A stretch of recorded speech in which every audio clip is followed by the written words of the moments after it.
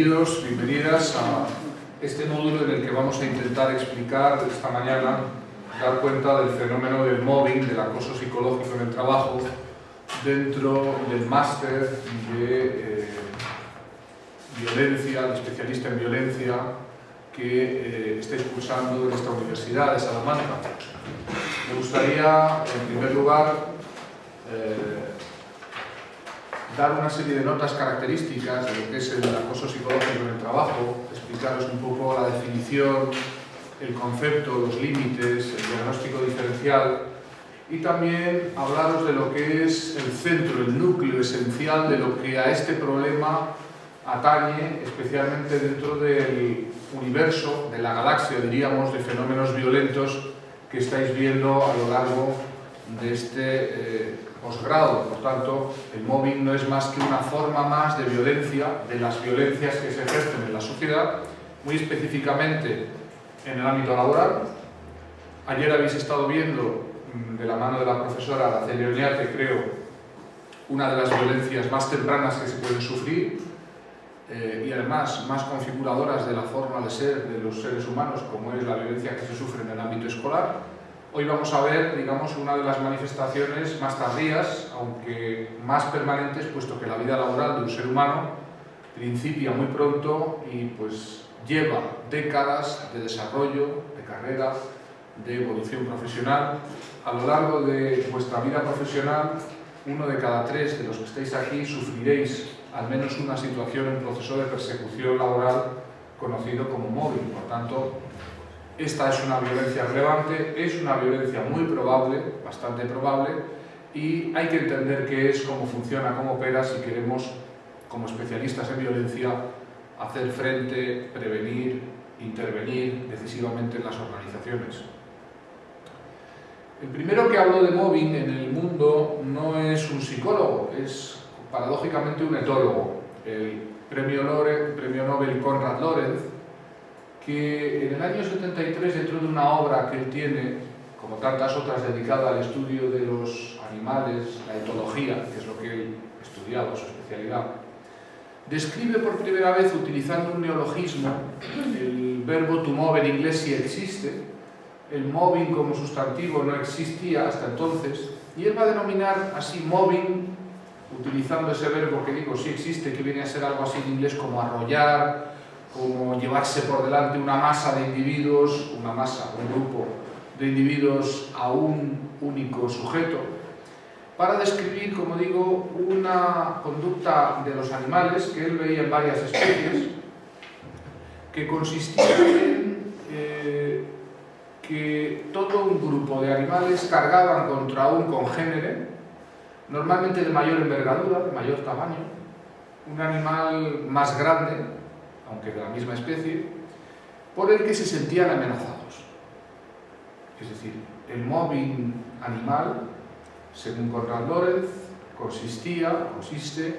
en un comportamiento de hostigamiento grupal de un grupo de animales de la misma especie contra otro de su misma especie, de mayor envergadura,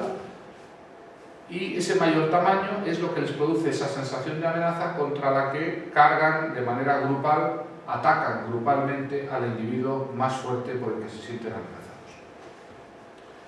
Y fijaos, esta descripción temprana de Konrad Lorenz tiene muchísimo de revelador de lo que es el propio mecanismo del mobbing en el ámbito laboral, también en el ámbito escolar, como habéis visto ayer. ¿Por qué?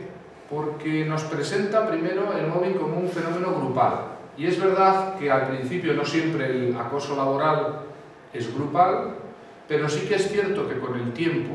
tarde o temprano, los casos que son inicialmente uno contra uno, una persona, un trabajador, un jefe, que decide ir a por otro trabajador, a por un subordinado, a por otra persona que está en su entorno inmediato laboral, eso que inicialmente suele ser o puede ser uno contra uno, termina siendo casi siempre, en el 100% de los casos, diríamos, o casi 100% de los casos, una situación que va contaminando, va extendiéndose por el resto de la unidad, del departamento, de la empresa, y que termina significando una reacción grupal de todos contra uno. Es decir, el mobbing, si no al principio al final, termina siendo como el mobbing animal, una reacción grupal de todos contra una. Veremos cómo se desarrollan los mecanismos psicológicos que permiten hacer ese paso, ese transfer de una violencia uno contra uno a una violencia grupal de todos contra uno. Eso que llamamos en la especialidad de la violencia psicológica en el trabajo la unanimidad persecutoria. Los jueces, los abogados que defienden a las víctimas se preguntan siempre ¿cómo es posible que esto haya terminado siendo una situación de todos contra uno? O la mayoría contra esta víctima, cuando esto no principió a ser así, no se inició así. Vamos a dar cuenta del fenómeno de esta mañana acerca del por qué, entender por qué se puede producir ese caso. Fue después, en la década de los 80, el psicólogo sueco Heinz Lehmann, en el ámbito de la investigación de los países escandinavos, grupo de especialistas que ya venían trabajando sobre diferentes violencias, también de ahí nos vienen las primeras investigaciones sobre el acoso escolar, al que también al principio se denominó mobbing escolar, mobbing genéricamente, con las mismas acepciones que os he explicado ahora para el acoso laboral. Y es Lehmann quien en el año 84 eleva por primera vez un informe a la Oficina Sueca de Seguridad y Salud en el Trabajo, algo así como nuestro Instituto Nacional de Seguridad y Salud en el Trabajo, describiendo un fenómeno que él va a calificar así como mobbing, como acoso laboral, acoso psicológico en el trabajo, dice él, y que en sus primeras investigaciones, según él, afectaba ya entonces, en la década de los 80, al 3,5% de la población activa ocupada en Suecia. En aquel momento, el profesor Lehmann, fallecido en el 1999, pero en aquel momento Lehmann lo que hizo es dar una descripción, dar una definición, dar un diagnóstico diferencial y empezar a ponerle nombre a un fenómeno. Muchas personas en estos años nos han dicho: parece que os habéis inventado los psicólogos del trabajo algo, pero este algo es algo que existió siempre. De siempre ha habido acoso laboral. Esto ahora le llamáis mobbing, pero esto antes le llamábamos el putear, el jorobar, el fastidiar, el hacerle la vida imposible a alguien. Esto siempre ha estado aquí, en el mundo, en las relaciones humanas. Y es cierto que siempre ha existido. Yo personalmente, investigando en fuentes muy antiguas, pues he descubierto textos de miles de años que hacen descripciones técnicas de lo que es un comportamiento de persecución, de acoso, de hostigamiento psicológico. Ahí tenéis los salmos bíblicos, que tienen en torno a 3.000 años de antigüedad. Hay descripciones técnicas que se podrían perfectamente aplicar a las escalas Cisneros sobre mobbing o acoso psicológico en el trabajo. ¿Qué ocurre? Pues que, como en tantas otras esferas de la vida, hemos llegado como sociedad, como humanidad, si queréis, a una evolución en la que le podemos poner un nombre específico a un problema que hasta entonces trivializábamos, banalizábamos.